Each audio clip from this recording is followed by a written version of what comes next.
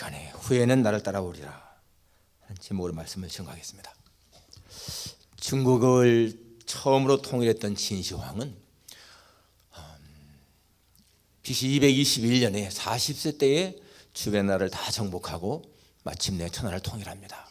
그리고 한 150만 명의 인부를 동원해서 만리장성을 쌓습니다. 그 만리장성 사는 동안에 수천 명이 목숨을 잃습니다. 그리고 그 수도였던 함양 근교에는 여산에 자기의 능묘를 70만 명을 동원해서 묘를 만듭니다. 후에 그 진시황제의 묘 속에서는 병마라고 하는 대단한 여러 가지가 많이 나오는 것을 볼 수가 있습니다. 그리고 그는 불로초를 구하려 사람들을 보냈기도 했고, 그러지만은 천하를 통일한 후 불과 10년 후에 그가 50세 되었을 적에 세상을 떠나고 맙니다. 그리고 역사 속으로 사라져가죠. 그에 반해서 여러분, 예수님은 권력을 잡은 적도 없고 군대를 지휘한 적도 없고 그는 또 해외여행한 적도 없고 그리고 부를 가진 적도 없습니다. 그래서 3년 동안 그 갈릴리의 출신들, 무식한 어부들 출신 대개가 그런 제자들을 거느리고 3년 동안 가르치고는 나중에 신성모독죄로 십자가에 달려 죽습니다. 그런데 그분이 세상을 떠난 후에 2000년의 역사는 바로 기독교의 역사로 세계를 변화시키는 역사로 변했습니다. 바로 거기에는 바로 예수님의 부활이 있습니다. 부활. 예수님이 다른 사람들처럼 그렇게 부활이 없었다면 그저 평범한 도덕가, 그냥 윤리 교사 정도였지 않을 겁니다. 그런데 부활 때문에 예수님은 다른 사람과는 전혀 다른 역사를 만들어냈습니다. 여러분, 사람을 보게 되면 살아서 큰일 난 사람이 있는가 하면은 죽어서 큰일 하시는 분이 있습니다. 살아서 큰일 나는 사람들, 황제, 영웅, 장군들, 그런 사람들은 정말 살아있을 때에 엄청난 일을 하지 않습니까? 정복자로서. 그런데 죽어서 더 큰일 나는 사람들이 있습니다. 스데반 집사 같은 분, 정말 젊은 나이에 순교당했지만은 그분은 죽은 후에 더 수많은 사람들의 가슴에 예수님을 심어준 사람이 되었습니다. 우리 한국의 복음을 증거했던 토마스 목사님이라든지 주기철 목사님 같은 분 마찬가지로 죽은 후에 더 많은 사람에게 영향을 끼쳤습니다. 그런데 예수님은 더할 나위 없이 세상을 떠난 후에 부활과 승천 때문에 더 큰일한 것을 보게 됩니다. 오늘 본문은 바로 예수님이 십자가에 달려 죽으시기 하루 전의 일입니다. 예수님은 제자들에게 이제는 내가 떠날 때가 됐다, 이런 말씀을 했습니다. 그래서 오늘 본문에 보게 되니까 시몬 베드로가 예수님에게 묻습니다. 주여, 어디로 가시나이까? 자꾸 어디 가신다고 하시니까 어디로 가십니까? 라고 물을 때 예수님 대답이 내가 가는 곳에 네가 지금은 따라올 수 없으나 후에는 따라오리라 라고 말씀하십니다. 베드로 입장에서 볼 때는 이해가 안 가는 거잖아요. 내가 정말 목숨 걸고 주님을 따르기로 했는데 왜 주님은 내가 지금 따를 수 없다고 하는 것인가? 그래서 그 다음에 말합니다. 주여, 내가 지금은 어찌해 따라갈 수 없습니까? 주를 위해 내 목숨을 버리겠나이다. 이 누가복음에 보니까 내가 오게도 죽는 데에도 따라가겠습니다 라고 고백합니다. 정말 그 당시에 이 베드로는 어디를 가든지 주님을 따라가겠다, 그러한 결단이 있었습니다. 그래서 예수님 오늘 말씀 보니까 38절에 내가 나를 위하여 목숨을 버리겠느냐? 내가 진실로 네게 이르노니 닭 울기 전에 네가 3번 나를 부인하리라 라고 말씀하십니다. 오늘 성경은 여기서 끝나죠. 그런데 마태복음에 보게 되면 베드로가 그 다음에 또 말합니다. 주여, 내가 주와 함께 죽을지언정 주를 부인하지 않겠습니다 라고 그렇게 고백합니다. 그런데 결과는 어떻습니까? 마침내 예수님을 부인하고 맙니다. 오늘 우리가 생각하기 원하는 것은 오늘 이 말씀, 내가 지금은 따라올 수 없으나 후에는 따라오리라, 이 말씀의 의미입니다. 지금은 따라올 수 없지만은 후에는 따라온다. 굉장히 중요한 의미가 있습니다. 이 말씀 속에는 예수님이 베드로를 보시는 그 안목, 시각이 담겨 있습니다. 오늘 우리를 바라보시는 예수님의 시각이 담겨 있는 것을 볼 수가 있습니다. 이것이 무슨 의미인가? 첫째로 예수님은 현재의 베드로만이 아니라 미래의 베드로를 보신다는 거예요. 현재의 베드로는 정말 큰 소리 치는 덜렁대는 그러한 베드로지만은 예수님은 그러한 현재의 베드로가 아니라 미래의 베드로를 보신다라는 것입니다. 여러분, 예수님이 만일에 현재의 사람만 본다면은 예수님이 그 12제자를 선택할 적에 그런 사람을 택할 리가 없습니다. 그 당시에 이스라엘에도 배운 사람이 많지 않습니까? 지위 있는 사람, 귀한 사람들 많이 있는데 그렇게 배운 것도 없는 제자들 택하겠습니까?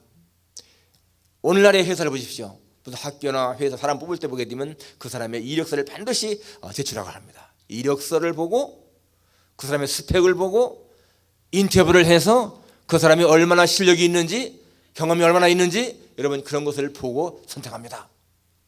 만일에 예수님이 제자를 뽑을 적에 그렇게 했더라면 아마 여러분 그 12제자 가운데에서 진짜 뽑힐 만한 가능성이 있는 사람은 가룟 유다 한 사람밖에 없을 거예요.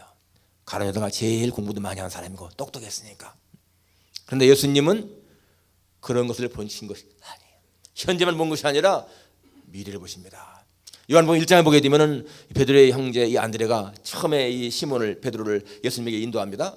그때에 예수님이 딱 시몬을 보시면서 하신 말씀이 네가 요한의 아들 시몬이니 장차 게바라리라 라고 말씀하시는데 그 뒤에 보니까 게바는 번역하면 베드로라 라고 나옵니다. 이 베드로라고 하는 말은 페트로스라고 하는 말인데 그 반석이라는 말씀인 거예요. 반석. 그러니까 예수님은 시몬을 보지만은 현재 시몬은 약한 자지만은 그러나 장차 너는 게바가 될 것이다, 베드로가 될 것이다, 반석이 될 것이다 라는 것입니다. 이렇게 미래를 보시면서 예수님이 베드로를 택한 것을 보게 됩니다. 그러니까 여러분 오늘 이 본문에서 지금 이렇게 베드로는 내가 주님을 죽겠습니다 라고 뭐 큰데 치지만은 그러나 여러분 주님은 그가 그날 밤에 자기를 부인할 것을 알지 않습니까? 그렇지만은 예수님은 그를 책망하지 않습니다. 그를 포기하지 않습니다. 버리지 않습니다. 왜 그렇습니까? 그에게서 미래의 베드로 사도, 정말 복음을 위해서 순교까지 할 위대한 사도를 보기 때문에 그렇다는 거예요. 여러분 성경에 많은 사람들의 이름이 나오는데 이 성경에 나오는 많은 사람 가운데서 성경에 가장 이름이 많이 나오는 분이 누굴 것 같습니까? 얼른 생각했을 때 예? 큰 소리 한번 해보십시오. 바울. 바울 한 200 몇 번 나옵니다. 300번도 채 안 나오죠. 그리고 그 다음에 안 들리는데 다윗 이름이 나중에 나와야 돼. 아브라함은 한 289번 나옵니다. 289번.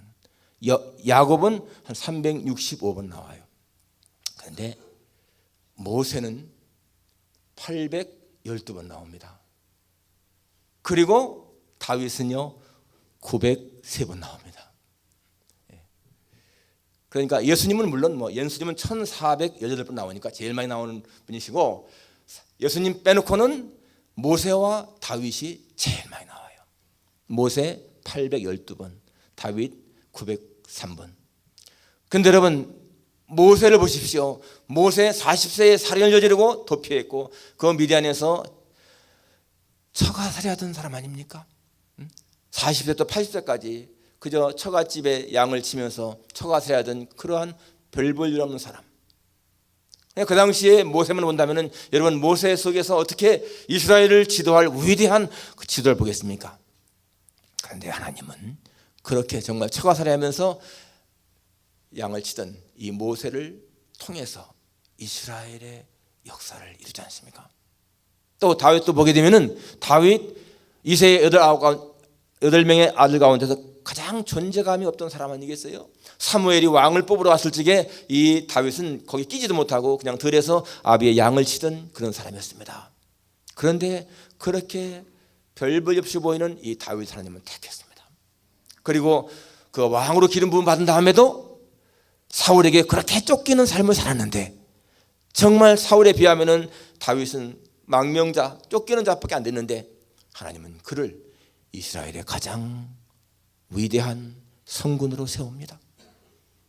성경에 하나님이 내 마음에 합하다, 내 마음에 맞다라고 하는 사람 정말 이 다윗입니다. 성경에 가장 이름이 많이 나오는 사람. 전체에서 창세기부터 계시록까지 보면은 가장 많은 책에 이름이 나온 사람이 다윗입니다. 모세는 구약에만 많이 나오고 신약에 별로 안 나오는데 다윗은 신구약에 그렇게 이름이 많이 나올 수가 없어요. 정말 그가 이새의 막내 아들로 양을 칠 때의 모습만 본다면은 이 다윗이 그렇게 세상 역사를 바꾸는, 정말 이스라엘 역사를 바꾸는 그런 사람이 될 거 생각하지 못할 겁니다. 그런데 여러분, 그렇게 하나님은 이 다윗을 통해서 역사를 붙잡아낸다는 것입니다.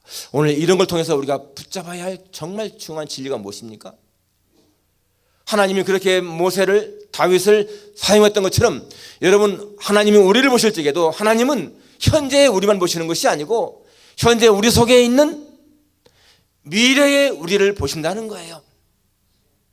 지금은 정말 믿음이 약하고 별볼이 없지만은 그러나 하나님은 우리를 끝까지 기다리신다라는 사실입니다. 우리도 때때로 정말 은혜가 충만할 적에는 하나님, 내가 내 일생을 주께 바치겠습니다. 내 목숨을 다 바치겠습니다. 그렇게 결심한 적이 없잖아 있습니다. 하나님 앞에 받은 은혜가 너무나 커서 하나님, 참 하나님의 은혜가 큽니다 라고 고백을 한 적도 없잖아 있습니다. 그런데 금방 그러한 믿음이 치러져 버리고 때로는 예배도 그냥 등한시 여기고 헌금 내는 게 아까워가지고 손이 떨리고 그럴 때 있잖아요. 왔다 갔다 하는 그런 신앙. 제가 느끼는 것은요, 사람의 마음은 어떤 때는 막 진짜 8월의 태양처럼 그렇게 불타오르다가도 어떤 때는 한겨울의 칼바람처럼 차갑고 얼음처럼 냉랭할 때가 있는가 하면은요, 어떤 때는 정말 태평양처럼 그렇게 마음이 넓다가도 어떤 때는 바늘 기만하게 좁아질 때도 있고, 어떤 때는 소음처럼 그렇게 부드럽다가도 어떤 때는 아주 딱딱한 돌처럼 굳어버릴 때도 있는 게 사람 마음입니다. 그런데 우리의 신앙이 그렇더라고요. 우리의 신앙도 그렇게 변화가 많더라고요. 담임 목사님이 할 수만 있으면 우리 주일에는 내시하지 맙시다. 그리고 주일 저녁 예배 참석하십시다. 옛날 얘기입니다.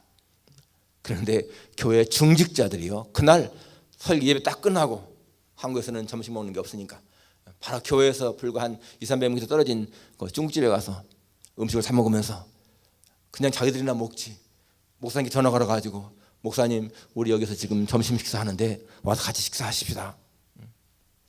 아니, 그날 설교에 매식하지 말라고 했는데, 아니, 교회 중직자들이 말이죠, 가서 음식 사 먹으면서 목사님 보고 같이 와서 식사하자고, 주일 저녁에 좀 많이 참석하십시다 했는데, 중직자들이요 어느 집에 모여가지고 고스톱을 치면서 그냥 예배는 등한시하고.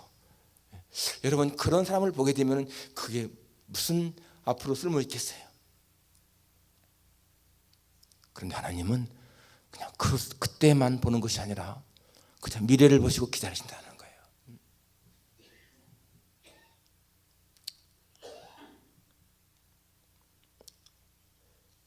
여러분, 우리가 자녀를 기르면서도 생각하게 됩니다. 자녀를 기르면서 자녀들 현재만 보면서, 야, 너는 도대체 뭐가 되려고 그렇게 인터넷 게임에만 중독이 되어 있냐? 도대체 뭐가 되려고? 밥 비벼 먹기 딱 좋겠다. 그런 말 하면 절대 안 된다는 거죠. 설령 지금 보면은 별로 장래가 없어 보여도 나는 너를 믿는다. 나는 네가 잘 될 것을 믿는다. 너는 하나님의 자녀이기 때문에, 하나님 너와 함께 하시기 때문에 너는 반드시 앞으로 훌륭한 삶이 될 걸 믿는다. 여러분, 그런 우일의 말 한마디가요, 그 아이를 변화시키는 거예요. 우리가 아는 에디슨 같은 경우에 보십시오. 여러분, 에디슨은 너무나 호기심이 많아가지고 항상 모든 걸 왜 하고 묻잖아요. 한 번은 흑인아이를 갖다가 자기가 백인을 만들겠다고 실험했습니다. 그거를 본 선생님이요, 너는 얼간이야, 너는 얼간이. 3개월 다니고는 퇴학당했습니다. 퇴학을 당했을 적에 여러분, 그 어머니가, 낸시 여사가 이 에디슨의 친구가 되고 교사가 됐습니다. 그리고 끊임없이 왜라고 물을 때마다 백과사전 찾아가지고 다 얘기해 주면서 기다린 거예요. 그는 얘기했습니다. 그 어머니는 나는 내 아들이 훌륭한 아이 될 것을 믿습니다. 그렇기 때문에 지금도 인내하며 기다리는 것입니다. 그는 아들의 그 말에 질문에 한 번도 너는 왜 쓸데없는 질문하냐라고 한 것이 아니고 언제든지 긍정, 소망, 위로 그리고 인내로 대했던 거예요. 에디슨 24살 때 엄마 죽었습니다. 그렇지만 그 에디슨은 나중에 고백했습니다. 나는 나를 믿어주었던 어머니에게 정말 보답하기 위해서 나는 훌륭한 사람이 되기로 결심했습니다. 그는 미국에서 여러분 1300개의 발명 특허를 냈습니다. 우리가 얼마나 많은 혜택을 누리고 있습니까? 현재의 모습만 본다면 정말 구제불능자, 부지나 열등하였지만은 그러나 그 속에는 위대한 발명왕이 있었던 거예요. 현재만 보지 않는다는 사실. 여러분 우리는 무엇을 볼지라도 자신을 볼 때나 내 자녀를 볼 적이나 현재의 모습만 보지 말고 정말 예수님이 베드로에게서 미래의 모습을 본 것처럼 그렇게 미래를 볼 수 있는 영안이 열리길 바랍니다. 두 번째로 여기 예수님은 베드로를 만들어 가시겠다. 지금은 따라올 수 없지만은 후에는 따라올 것이다 라고 하는 이 말씀은 내가 지금은 나를 위해 죽을 수 없고 지금은 나를 분할 수밖에 없는 약한 자이지만은 그러나 내가 너를 만들어서 내가 너를 좋은 일꾼 되게 하겠다 라고 하는 주님의 의지가 담겨있는 말이라는 거예요. 정말 이 베드로는 예수님을 부인하고 나서 통곡하면서 회개하지 않습니까? 그 회개한 것 그것이 새롭게 만들어가는 거죠. 누가복음 22장에 보면 예수님 하신 말씀이 시몬아 시몬아 보라 사단이 밀가루 다려고 너희를 청구했으나 내가 너를 위해서 내 믿음이 떨어져 않기를 내가 기도하였노니 너는 돌이킨 후에 네 형제를 굳게 하라. 이게 무슨 말입니까? 베드로야 사탄이 너를 흔들 텐데 내가 너를 흔들지 못하게 붙들어주겠다 그런 의미인 것입니다. 그리고 정말 이 베드로가 나중에 그렇게 약해졌을 적에 예수님은 그를 붙들어서 다시 회개케 하고 다시 사용한 것을 보게 됩니다. 그렇게 예수님은 이 베드로를 만들었다는 거예요. 만들었다는 거. 부활하신 후에 바닷가에서 베드로를 찾아가셔서 요한 아들 시몬아 네가 이 사람들보다 나를 더 사랑하느냐? 예, 내가 사랑한 줄 주께서 하십니다. 내 어린 양을 먹이라. 내 양을 치라. 내 양을 먹이라 하시면서 그에게 사명을 주시고 새롭게 만드시는 주님. 그래서 정말 여러분 이 후에 베드로가 오순절 성령 체험한 다음에는 초대교회의 위대한 지도하지 않습니까? 예, 하나님이 그렇게 만들어 하신다는 거예요. 여러분 스데반을 죽이는데 앞장섰던 그 사울 청년이 기독교 역사상 가장 위대한 전도자 신학자들 줄 누가 알았겠습니까? 그런데 하나님은 그렇게 사울을 변화시켜서 바울로 사용하지 않습니까? 하나님은 도무지 예수 안 믿을 것 같은 사람까지도 변화시켜 예수님께 하시잖아요. 깡패를 변화시키고 중을 변화시키고 아주 유교의 철저히 됐던 사람을 변화시켜서 예수 믿게 하시는 하나님 것을 알 수가 있습니다. 하나님은 가난한 자를 부하게 하시고요. 천한 자를 들어서 귀하게 만드는 하나님이십니다. 여러분 인도에 보면 나렌드라 자다브라고 하는 사람이 있어요. 나렌드라 자다브. 이 사람이 굉장히 지금 인도에서 아주 경제학자로 또 정치가로 인정받죠. 이 사람은 인도의 불가촉 천문 출신입니다. 여러분 인도에는 카스트였잖아요. 카스트제도 4개의 제도, 브라만, 사제들, 제일 높은 계급, 크샤트리아, 군인, 그다음에 바이샤, 상인들, 수드라, 노예입니다. 그런데 이 노예에도 못 드는 그 밑에 계급이 불가촉 천민이에요. 불가촉 천민들은 정말 인간이 아닙니다. 동물들이지 동물. 그 출신입니다. 이 사람이 자브라가. 그런데 정말 이 사람들은 불가촉 천민은 태어날 때부터 죽을 때까지 벗어날 수가 없어요. 근데 이 사람은요 자기의 운명을 거부하고 새롭게 쓴 사람입니다. 인도에서도 대학을 나왔고요. 미국에 와서 경제학 박사학위 받고 정말 차기 인도의 대통령으로 거론되는 사람인 거예요. 상상하기 힘들잖아요. 그러니까 천민으로 태어났을 적에, 이 불가촉 천민으로 태어났을 적에 누가 그 사람이 그런 일을 듣고 생각했겠습니까? 여러분, 오늘 우리들 자신들이 정말 우리들 자신들의 그러한 현재의 모습만 보지 말고, 내 자녀의 현재만 보지 말고 하나님이 만들어갈 것을 기대한다는 거 정말 중요하죠. 나는 하나님 앞에 너무나 부잘것없지만 하나님이 나를 빚어가시면 나는 주님 앞에 귀하게 쓰임 받을 수 있습니다. 믿음이 정말 중요한 거예요. 마지막 세 번째로, 주님을 따라가는 데는 결단이 필요하고 고난을 인내하는 것이 필요합니다. 주님 말씀했습니다. 나를 따라오거든 자기를 부인해야 된다. 자기 십자가를 진다. 여러분, 이것은 뭡니까? 결단을 청하는 거죠. 쟁기를 잡은 사람은 뒤돌아볼 필요가 없다. 결단입니다. 결단. 우리가 주님을 따라갈 때에 그러한 결단이 있어야 한다는 것입니다.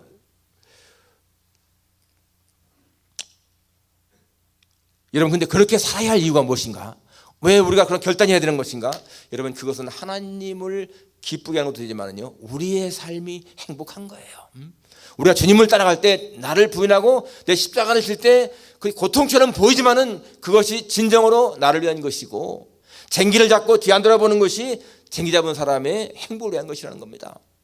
주님이 우리에게 말씀하시는 모든 것들은 우리를 행복하게 하기 위한 것이죠. 여러분, 하나님이 아브라함에게 너를 집을 떠나라, 본토 떠나라고 했을 적에 여러분, 그것은 아브라함이 행복한 삶을 살게 하기 위한 거 아니에요.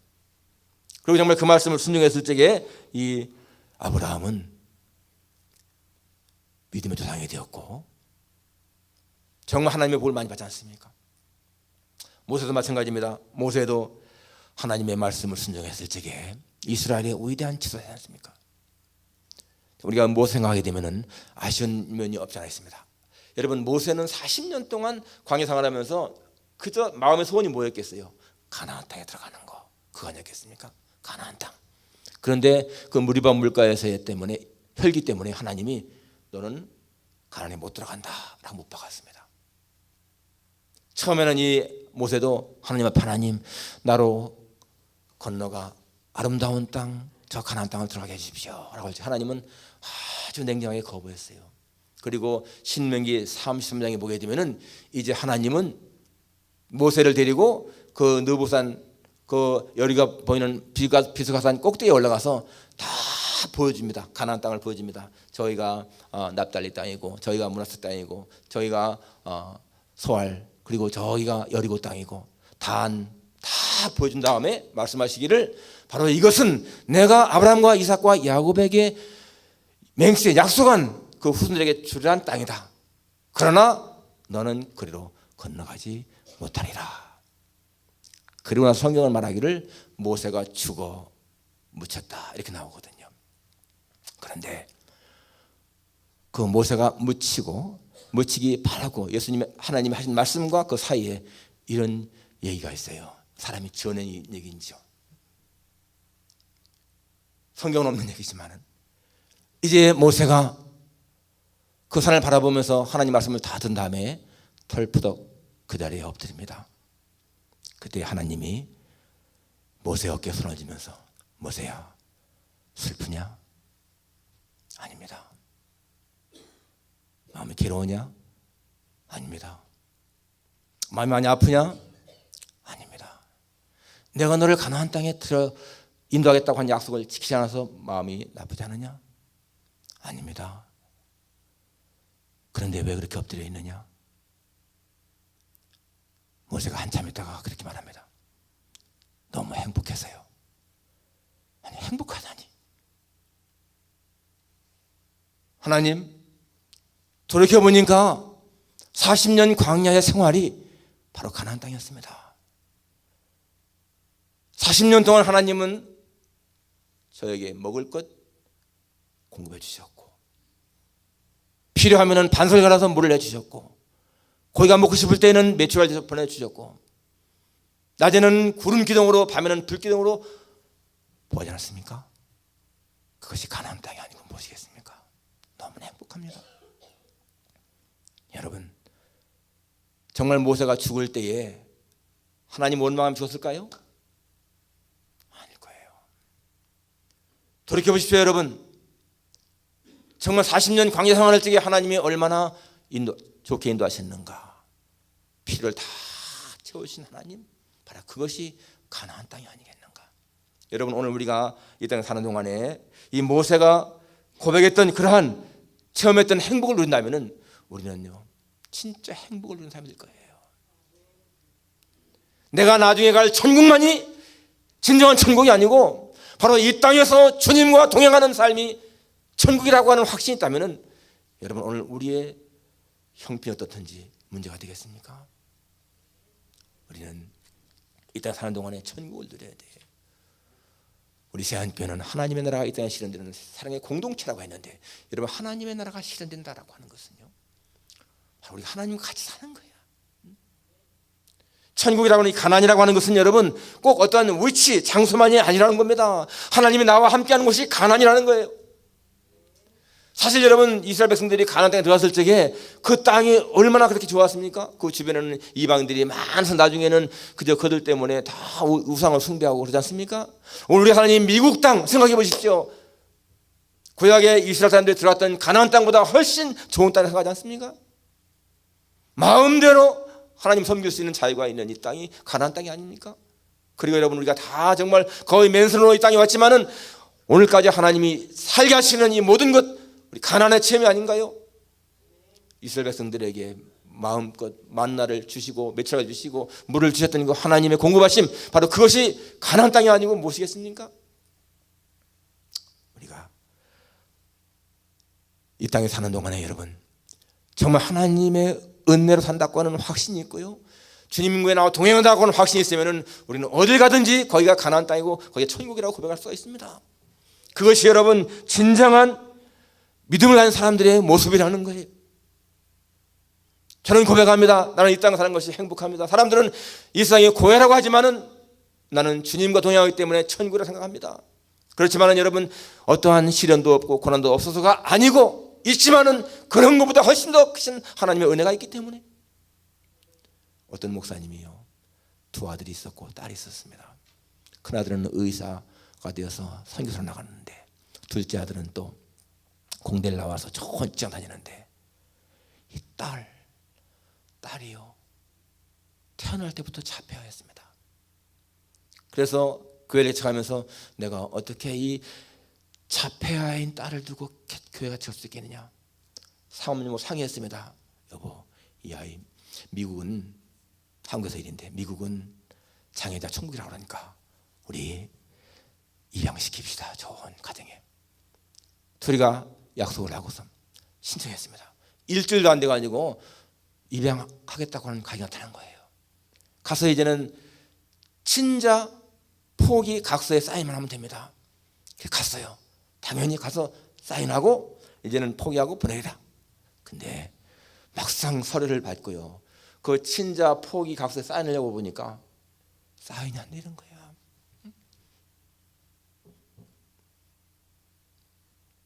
비록 장애인이라 할지라도 내가 낳은 자식인데 이걸 어떻게 포기를 해? 끝내 못하고요 그냥 집에 돌아갑니다. 그리고 그 아이를 부둥켜 안고 살아가는 거예요. 얼마나 고난이 많겠어요. 심판 갈 적에는 그 아이를 방에 놓고 밖에서 문을 잠그고 갔습니다. 갔다 와 보면요 그 방 안이 난장판이 되고 똥오줌으로 범벅이 되어 있어요.